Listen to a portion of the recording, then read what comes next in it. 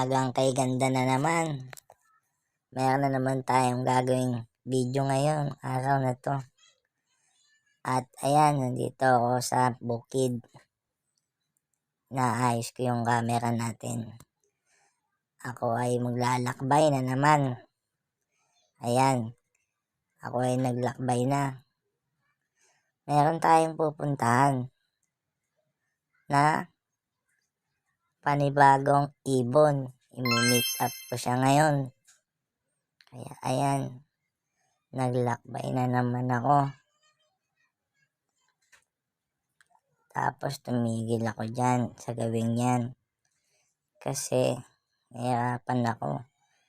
Naayos ko yung cellphone. Tapos ayan, nag-teleport na naman ako. Tapos may nakita akong pilihan ng kasoy. Wow! Tapos nagdire-diretso na naman ako. Ang ganda ng tanawin. Ang daming puno. At may mga tanim-tanim. Dito nga pala yung madaming nagja-jogging tuwing hapon, pag Sabado at Linggo. Ayan, may mga baka, may kambing. Tapos, sige, lakbay pa rin. Malayo-layo din yung ka-meet up ko.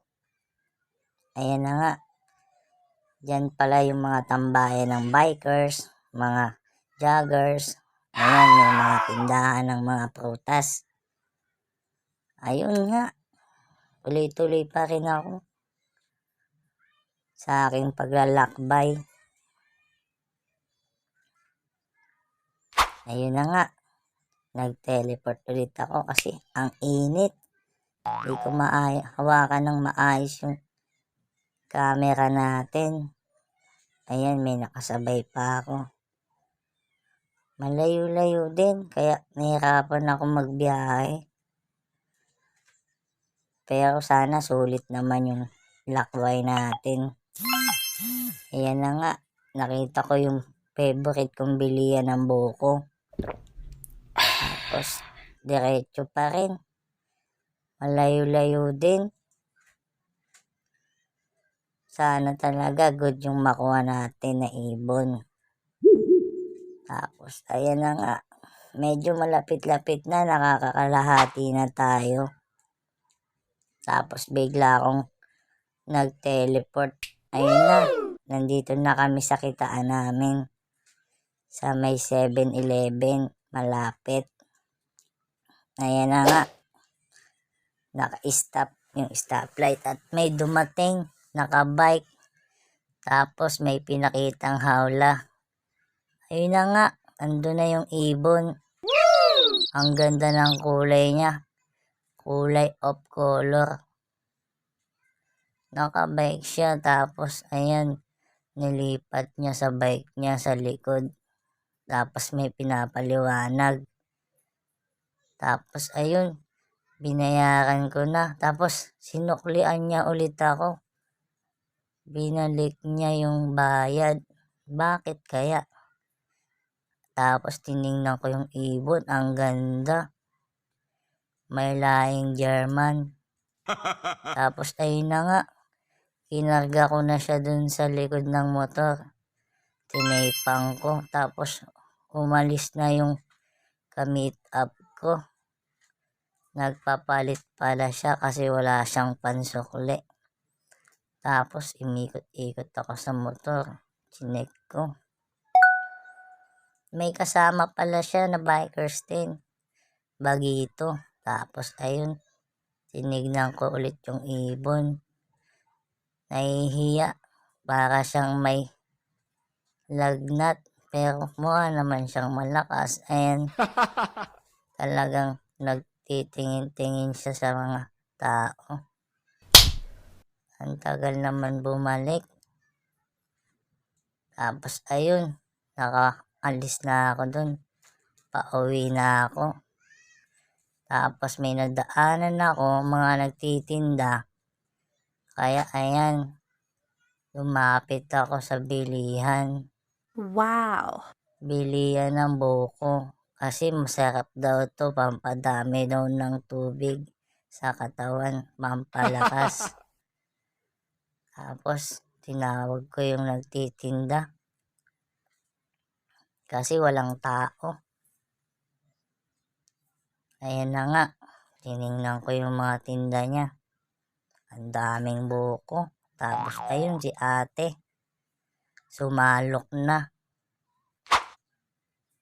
Tapos tumitingin-tingin ako.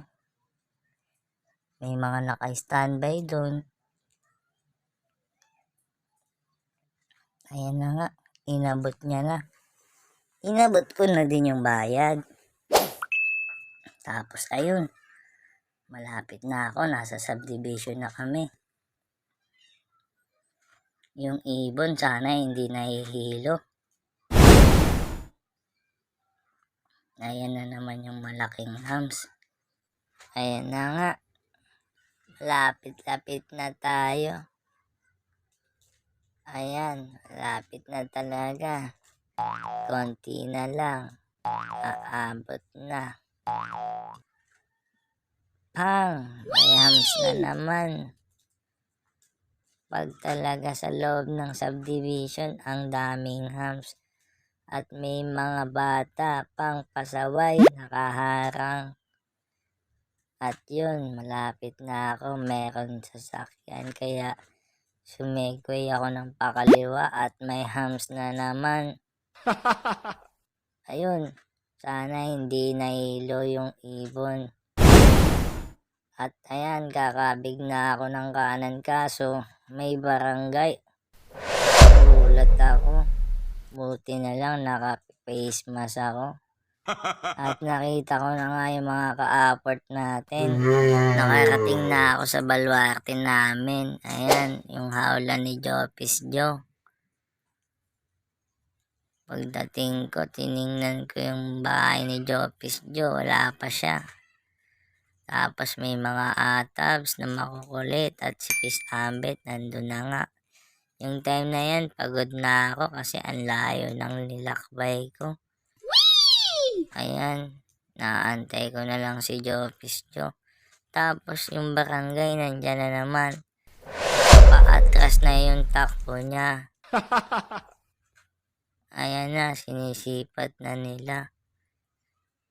Pagod na ako niyan. Tapos ayun na nga, dumating na yung ibang apport pati si Jopis Joe. Sinipat nila yung ibon, ang ganda daw. Wow! Kaya ayun, napagod na ako sa kakabidyo. Yun lang.